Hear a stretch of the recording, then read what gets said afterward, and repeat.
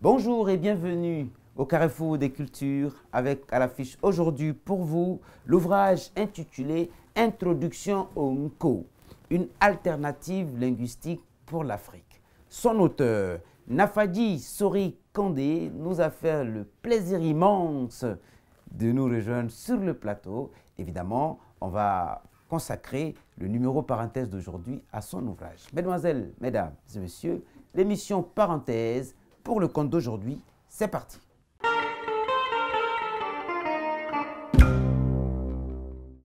Introduction au Nko, une alternative linguistique pour l'Afrique. Depuis le XXe siècle, des dizaines de systèmes d'écriture autochtones ont été inventés en Afrique pour diverses langues. Mais ils sont le plus souvent oubliés après la disparition de leur fondateur. Le Nko, système de transcription phonétique et phonologique des langues mandingues en Afrique occidentale, élaboré en 1949 par le scientifique guinéen Souleymana Kanté, 1922-1987, est une écriture qui poursuit de nos jours son développement et son adaptation à la modernité. Cet ouvrage aborde non seulement les origines du Nko et le travail scientifique de son fondateur, mais présente aussi les aspects organisationnels, littéraires, linguistiques, technologiques, thérapeutiques et philosophiques du mouvement culturel qu'il a engendré en Afrique de l'Ouest. Nafadji Sori Kandé, l'auteur est né en 1980 à Kouroussa, en Haute-Guinée. Alphabétisé en Nko dès son enfance, titulaire d'une maîtrise de sociologie à la faculté des lettres et sciences humaines de l'université de Conakry, spécialiste du développement local, chercheur interdisciplinaire, il est l'auteur de plusieurs publications scientifiques en Nko et sur le Nko.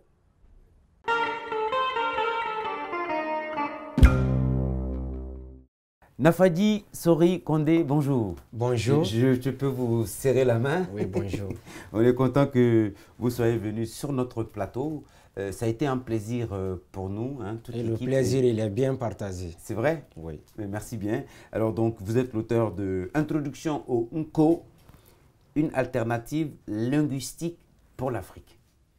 Alors, je dis, on va commencer, on va sauter là-dedans tout de suite. Ça a été à la fois, enfin pas une surprise, parce que le Nko, personnellement, en tant que lecteur, j'en avais déjà entendu parler, mais j'avoue que la lecture de votre ouvrage a été une découverte de à la fois cette langue, ce mouvement culturel, ce système d'écriture ou de transcription. Et à la limite, c'est tout de suite qu'on va commencer là-dessus. Et vous parlez du Nko comme une alternative linguistique pour l'Afrique. Mais et puis bon, alors c'est vrai qu'on ne peut pas parler du Nko sans parler de celui-là qu'il a inventé. Je vais parler de Souleymana Kanté, hein, dont il est question aussi tout le long de l'ouvrage. Alors, dans votre ouvrage, vous parlez de votre rencontre avec le Nko. Pour parler du Nko, pour écrire en Nko ou sur le Nko, comment vous, déjà, vous êtes arrivé au Nko? Je pose cette question parce qu'en lisant la 4e de couverture, on s'aperçoit que vous êtes né en 1980. Et c'est déjà quelque chose de vachement intéressant pour nous. Ça veut dire que vous êtes jeune, en tout cas vous n'êtes pas plus vieux que moi. Et ça, c'est impressionnant de savoir que vous êtes allé sur cette recherche vraiment en profondeur sur le Nko. Comment avez-vous rencontré le Nko? Comment êtes-vous, enfin voilà, parlez-nous de votre rencontre avec le Nko. Ok, merci beaucoup, Monsieur Koné. Je l'écris même en prélude de mon ouvrage. Bon, ça dépend du lieu où j'ai vécu lors de mon enfance. Bon, je suis né à Kouroussa, vous le savez déjà. Je suis originaire de Batin Nafadji, une localité située à 35 km au nord de Kankan, sur la route de Sigiri. Et donc, Batin Nafadji, c'est un village de la région de Kankan où l'Nko vraiment a eu de nombreux adeptes dès les années 50 et 60. C'est en gros l'un des foyers du Nko. L'un des foyers du Pas Nko. Le berceau, parce qu'on a découvert oui. que le Nko a été inventé en Côte d'Ivoire. En Côte d'Ivoire, bien sûr, oui, et par Souleymana Kanté. Donc, mon village a connu beaucoup de personnalités illustres qui ont développé le Nko. Et cette situation singulière a fait que dans les années 1970, il y a la figure de Mama Kemo Kondé. C'est l'un des tout premiers ayant vulgarisé l'alphabet Nko dans mon village natal, donc avant que je ne sois né, puisque je suis né en 1980. Oui. Donc, c'est là le fait que l'Nko s'était généralisé vraiment à Baten Nafadji dans les années 1970 est une exception. Et moi, je suis de ce village. Donc, mon enfance dans les années 1980 et 1990, j'y étais dans ce village. Donc, ça fait que tous les enfants quand même qui ont évolué dans ce village dans les années 1970 d'abord, avant nous, nos aînés, et 80 jusqu'aux années 1990, apprenaient l'Nko. Donc, moi, je peux dire que c'est vrai, à 7 ans, je suis parti à l'école française. Mais bien avant, j'ai fait l'école coranique et avant même d'aller à l'école française, donc je connaissais déjà l'alphabet Nko, comme beaucoup de petits-enfants de mon village. Vous avez été bercé dans le Nko. Donc, simultanément, à 7 ans. Bon, mais ça, c'était l'atmosphère, c'était le contexte. Mais moi-même, maintenant, pour décider d'apprendre le Nko, c'était à l'âge de 14 ans à Kankan. Ça, c'était l'enfance. Bon, c'était le milieu. Bon, j'ai consacré beaucoup d'efforts à mes études en français, mais quand j'ai été admis au collège Mourfinjan Diabaté de Kankan, en ville, à Kankanville maintenant, donc dans mon quartier Senkefara aussi, qui était l'un des foyers du Nko, oui. Donc j'ai commencé à fréquenter donc des maîtres Nko qui m'ont appris cet alphabet. Donc depuis 14 ans jusqu'à nos jours, donc ça c'est une histoire d'amour et qui va continuer jusqu'à la fin de ma vie, Inch'Allah. Donc, je suis dans l'Nko. Donc, de 1900 à 14 ans, mes études maintenant au collège, au lycée, parallèlement, j'ai appris l'Nko. Et lorsque je suis venu à Conakry pour faire l'université, donc, je me suis approché des dirigeants de l'association Ekranko, de la librairie Nko, Yassanati Fimandiani. Et donc, quand je quitte la fac, je vais à la librairie Nko, je l'aide à vendre ses livres. En même temps, comme c'est une librairie, naturellement, j'ai accès à la documentation. Oui, pour lire. Pour lire. Oui. Donc, étant lecteur déjà, amoureux de la lecture en français, donc avec l'Nko, vraiment, ça m'a permis de voir, parce que c'est deux angles différents. Quand on apprend la langue française, c'est une langue étrangère, mais en cours, on écrit les écrits dans les langues africaines. Donc, les angles d'attaque ne sont pas les mêmes, les paradigmes scientifiques ne sont pas les mêmes.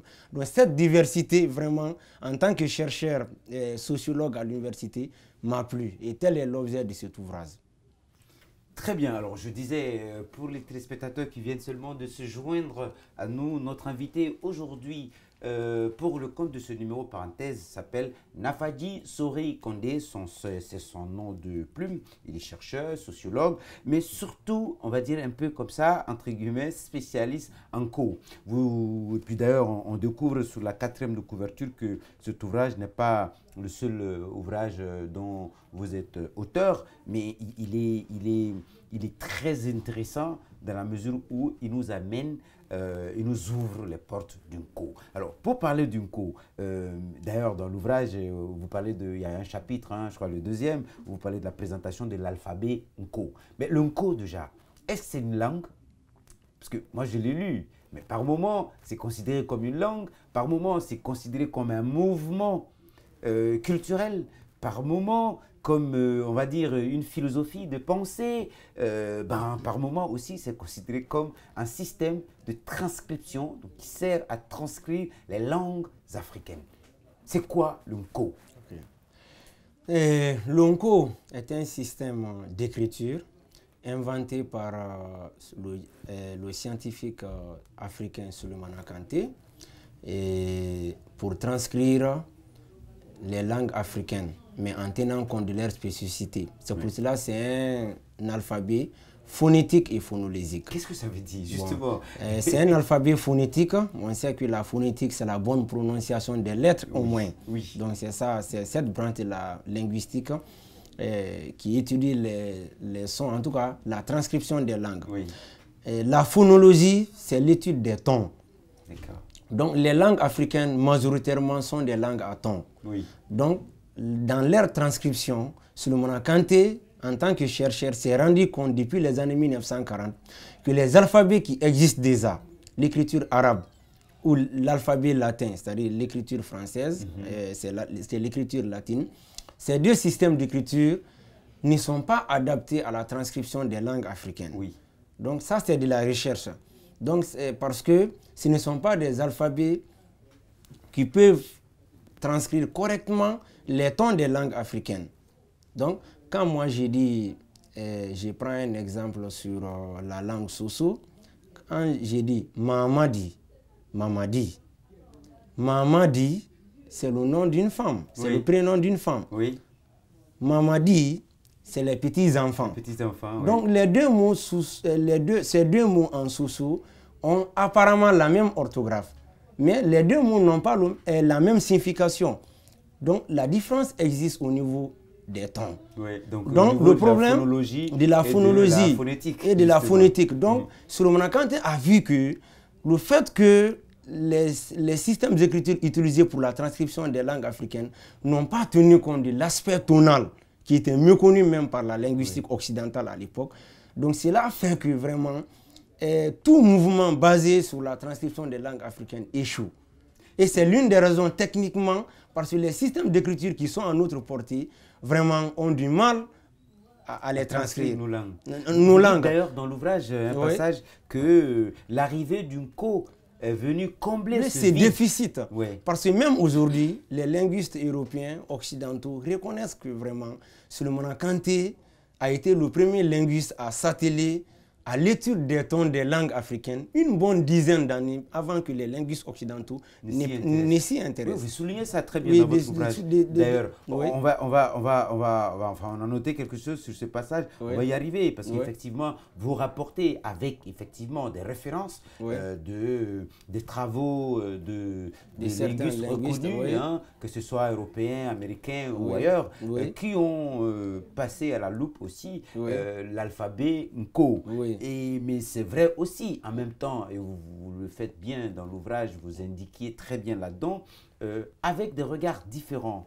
C'est vrai qu'en fonction des époques et des périodes et des regards des uns et des autres, il y a plus ou moins des différences. Alors, mais en gros, vous rapportez tout ça dans votre ouvrage. Alors, Introduction au Nko, une alternative linguistique pour l'Afrique, c'est le nom de l'ouvrage de Nafadji Sori Kondé que nous avons sur le plateau pour vous au compte de ce numéro. Alors, donc, on va poursuivre notre entretien, enfin notre échange autour de votre ouvrage. Alors, à présent, je voudrais qu'on parle de... Alors, on a parlé d'une co, mais il y a une histoire en co.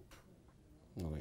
Cette histoire-là est intimement liée à celle de la personne qui l'a inventé, Solomon Kanté. Vous expliquez dans votre ouvrage, effectivement, et ça c'est intéressant, il est né en Haute-Guinée, à peu près dans la même région où vous êtes né, donc on a dit que c'était un foyer, mais lui déjà, c'était, et puis il y a autre chose, et ça c'est important de souligner, c'est que l'histoire d'une co est liée à celle de Solomon Kanté, et elle est liée aussi à l'islam. Étroitement lié à l'islam, parce qu'on apprend dans votre ouvrage que Solomon Kanté, lui-même issu d'une famille, son père, c'est les descendants de marabouts, de gens qui ont fait de grandes études sur le Coran, donc la théologie, etc. Et là, déjà, comment tout ça s'est arrivé chez lui? Qu'est-ce qui a déclenché chez Solomon Kanté l'envie? Évidemment, il était dans le Coran, il apprenait. Qu'est-ce qui a déclenché chez lui l'envie? Il se dit, ah tiens, attention, il y a quelque chose, il faut, et puis qu'il a créé l'alphabet Nko. Oui. Bon, Solomon Kanté, nous le disions, c'est un Africain. Et il faut savoir qu'au XVIIe siècle, ses arrière-grands-parents vivaient à Kenenkoum. C'est dans l'actuel Ségou, en République du Mali. Oui. Bon, après, ses arrière-grands-parents ont immigré dans le Wassolon, qu'on connaît bien, qui est une province à cheval entre la Guinée, le Mali et la Côte d'Ivoire. Oui. C'est lors des guerres samouriennes de l'Almami Samouri Touré, et on sait que l'Almami Samouri Touré a guerroyé aussi dans le Wassolon, oui. Mais ses objectifs étaient purement religieux. D'accord. Donc souvent, quand ils prennent dans les villages animistes, ils récupéraient les enfants et les confiaient à des villages maraboutiques. Oui. Donc le père de Souleymane Kanté, qui s'appelle Amara Kanté, a été recueilli par Samori Touré et confié au marabout de Kankan pour son éducation religieuse. Kankan qui était vraiment un foyer, vous décrivez, un foyer coranique. Historiquement coranique. Donc, en résumé, Amara Kanté a appris beaucoup de choses, a appris le Coran et il était installé finalement à Soumankoui, un village situé aujourd'hui en banlieue de Kankan, à 14 km du centre-ville. Oui. Donc, Amara Kanté, quand même, qui est un maître coranique très célèbre, imaginez dans les années 1919-1920, quelqu'un qui a plus de 600 talibés à l'époque. Par rapport à la population, c'était pas petit. Non. Donc, finalement, il a demandé aux autorités coutumières de Soumankoui vraiment de s'installer dans une localité. Donc, il a créé son propre village à Koloning. Kolon, c'est un puits. Donc, le village porte le nom de ce puits.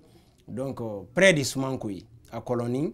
Donc, c'est en 1921 que le père de Souleymane Kanté a créé ce village pour que lui et ses talibés puissent vraiment se consacrer, s'épanouir avec les enseignements coraniques. Donc, et Souleymane Kanté a été le premier enfant né dans ce village. Parce que le village a été créé en 1921 et en 1922, Souleymane Kanté est né. Oui, j'en profite pour dire que Souleymane Kanté, on l'apprend dans votre ouvrage, a vécu de 1922 à 1987. Donc la génération d'Ahmed Sékou Touré, parce qu'il est né en 1922. Donc, il est né dans ce foyer, mais ce qui était clair, comme Amara Kanté était un maître coranique très célèbre, il va sans dire qu'on trouvait des élèves venant de plusieurs régions de l'Afrique de l'Ouest. C'est-à-dire qu'on trouvait là-bas des gens originaires de la Basse-Guinée. On a même retrouvé un de ses anciens élèves à Conakry ici, donc de la Basse-Guinée, de la forêt. Ça, c'était fréquent à cette époque. Oui, c'était fréquent. Dès qu'il y avait un marabout, un érudit, d'une certaine notoriété, donc dans tous les parages, donc du Mali, du Burkina, de la Côte d'Ivoire. Donc Souleymane Kanté est un peu né dans ces milieux un peu cosmopolites. C'est-à-dire c'est un petit village, mais un microcosme très mélangé. Donc il a évolué là-bas, il a appris le Coran naturellement avec son père, et très intelligent. Je résume l'histoire, très intelligent. Et la mort de Amara Kanté en 1941, c'est le père de Souleymane Kanté, qui a marqué la vie du jeune adolescent.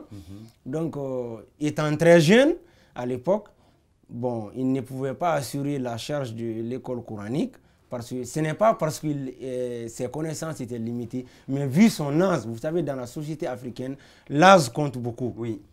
Donc, Souleymane Kanté,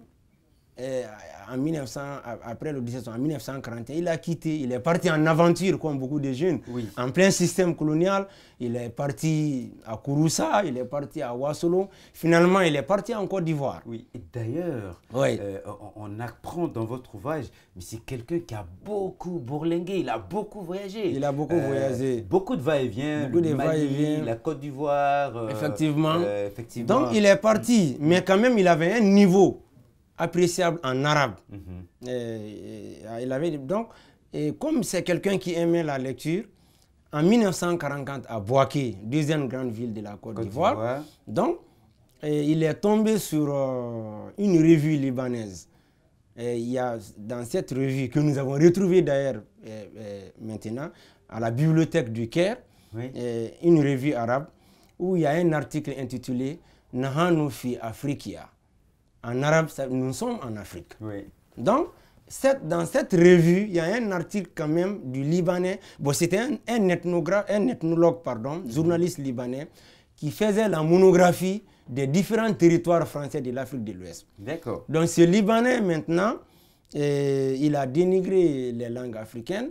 Il a dit que les civilisations africaines sont des civilisations orales, que même si les Africains font une réunion, c'est comme si des oiseaux se retrouvent au sommet d'un arbre, on ne prend pas de procès verbal, après tout le monde se sépare comme ça. Donc Souleymane Kanté a lu cet article, mais le Libanais quand même a dit que les Noirs ne font pas beaucoup d'efforts pour la transcription de leur langue, que même les missionnaires catholiques qui sont venus en Afrique ont fait des traductions de la Bible dans des langues africaines. Mais les Africains n'utilisent même pas ça dans leurs églises. Ils préfèrent utiliser le français. Oui. Donc, mais il y a une communauté quand même du Libéria, les Vaï. Ils sont un peu apparentés aux Konyanké. Vous parlez de ça, hein, les Vaïkans. Les Vaïkans, oui. Donc, à la frontière entre la Sierra Leone et le Libéria. Donc, eux, quand même, avaient un système d'écriture de 150 lettres. Le Libanais a même mentionné des iconographies de cette écriture dans sa revue. Oui. Il a dit quand même que ça vaut mieux que rien. Oui. Même donc, c'est cet article que Souleymane Kanté a lu. Oui. Donc, en 1944, donc imaginez quelqu'un qui est né en 22, donc il avait 22 ans, oui, donc déjà, très jeune. Oui. Donc, il a décidé du coup que vraiment lui, il va relever ce défi. Oui. Bon, il a relevé ce défi. Bon, mais comme c'est l'arabe qu'il comprenait, il a commencé d'abord à essayer de transcrire sa langue maternelle, le Maninkakan, à travers l'alphabet arabe. Et il a compris finalement, même parce que lui, c'est l'arabe qu'il maîtrisait, il n'était pas allé à l'école française. Donc c'était le seul matériel qu'il avait à sa disposition. Oui, donc, mais il s'est rendu compte que l'alphabet arabe n'a que 3 voyelles, par exemple. Alors que les langues mandingues, par exemple, en général, comme le Soso, le Maninka ou bien le Bambara, vous allez voir que c'est des langues qui ont besoin de 7 voyelles. Le Pulaar a besoin de 5 voyelles. Donc l'arabe a 3 voyelles. Donc ça, c'est limité. Il y a aussi des sons dans les langues africaines qui n'existent pas dans l'alphabet arabe. Leur équivalent. Dans les sons ba, cha, et pa. Donc, il a compris tout ça. Mais malgré cela, il a fait des ouvrages quand même en arabe. Et il a écrit à un éditeur algérien, qui est Ouroudezi Kaldour. Donc, il a dit vraiment... Mais Souleymane Kanté a inventé d'autres caractères arabes qu'il a ajoutés. Donc, le problème d'imprimerie s'est posé parce que les nouveaux caractères qu'il a confectionnés pour ajouter aux anciens caractères arabes dans l'imprimerie. Oui. Mais l'éditeur quand même avait dit que vous pouvez très bien écrire sur une feuille très blanche et si vous écrivez bien, on peut imprimer quand même. Donc, et quand les premiers exemplaires du livre sont arrivés, il était en Côte d'Ivoire, il a montré aux gens, les gens ont dit, bon, vraiment ça, on ne peut pas lire. Vous savez, l'écriture arabe, de par sa nature, elle a beaucoup de points et elle a beaucoup de diacritiques déjà. Donc, si on ajoute encore d'autres signes, c'est vraiment beaucoup d'obstacles. Donc, Souleymane Kanté qui voyageait beaucoup, il était tantôt à Bouaké, tantôt à Bingerville, avant qu'Abidjan ne soit la capitale. Donc, il partait aussi au Ghana, en Gold Coast, pendant la colonisation. Et il a découvert que le système colonial anglais est différent du système colonial français. Parce que dans les pays anglophones, les langues africaines étaient enseignées. Il s'est rendu compte de ça, que l'Ashanti, le Akan, en tout cas les langues du Ghana sont bien transcrites et enseignées dans les écoles. Et même dans les églises aussi, alors que dans les pays sous domination coloniale française, un enfant qui parle sa langue maternelle à l'école, on met un symbole à son cou. Donc c'est 2 systèmes différents. Il a vu, bon, comme le système latin, c'est l'alphabet européen, il est mieux développé, mieux perfectionné que l'alphabet arabe. Donc il a dit, bon, je vais essayer. Donc, en 1947, après ses voyages au Ghana, en Côte d'Ivoire, il a appris l'alphabet français, il a appris le français. Mais dans l'intention de transcrire les langues africaines. Et il a vu que vraiment, avec l'alphabet français, on peut bien transcrire les langues africaines. C'est-à-dire, du point de vue lettres, il n'y a pas de problème. Mais du point de vue ton, il y a des problèmes. Il a vu que si l'alphabet français est un peu meilleur par rapport à l'alphabet arabe dans la transcription des langues africaines, mais le problème de ton se pose. C'est pourquoi, alors, il a compris que vraiment ce n'est pas possible. Il a dit, bon, il s'est intéressé aussi à l'histoire de l'écriture. Comment l'écriture a quitté l'Égypte antique vers la Mésopotamie, la Grèce, la Grèce antique. Donc, il a vu qu'à chaque fois qu'une société, à chaque fois qu'un alphabet est à disposition et que quelqu'un d'autre aussi veut transcrire sa langue, donc, si les langues sont différentes, les alphabets aussi sont différents. Il a compris. Par exemple, les hiéroglyphes égyptiens faisaient la transcription de l'égyptien ancien. Mais Et ceux qui ont inventé l'alphabet, ce sont, comme on appelle, les Assyriens. Et si vous comprenez, Oui. donc les Assyriens et autres là, donc les ancêtres des Syriens et des Libanais actuels, donc qui ont inventé le système alphabétique. Donc leurs maîtres, c'est les Égyptiens. Eux aussi, ce sont eux qui ont enseigné les Grecs. Il y a l'alphabet grec. Oui. Les maîtres aussi des Grecs, c'est ça. Oui. Et les Grecs aussi ont envoyé l'alphabet à Rome, dans le monde latin. Donc, à chaque fois que l'alphabet arrive au niveau d'un peuple, s'ils trouvent que l'alphabet qu'on les a enseigné n'est pas apte à transcrire leur langue, ils inventaient d'autres écritures. Oui. Donc, il a compris que, alors si l'alphabet arabe et l'alphabet latin ne sont pas inaptes à la transition des langues africaines, alors il faut inventer un système d'écriture qui soit adapté. Oui. Donc, c'est comme ça. Le 14 avril 1949, date à laquelle il s'est trouvé à Benzerville, Oui. en Côte d'Ivoire. C'est dans l'ouvrage. Oui. Oui. Donc il a inventé l'alphabet Nko et maintenant qui est capable de noter les tons des langues africaines. Et si vous comprenez, Magine, c'est différent, Oui. n'est-ce pas? Donc quand vous prenez l'exemple aussi en Maninka, fait, c'est la calebasse, Ouais. fait, c'est l'infirmité. L'infirmité, oui. L'infirmité. Donc, Oui. il y a des milliers d'exemples dans de nombreuses langues africaines. Oui. Il a compris. Et dans la grammaire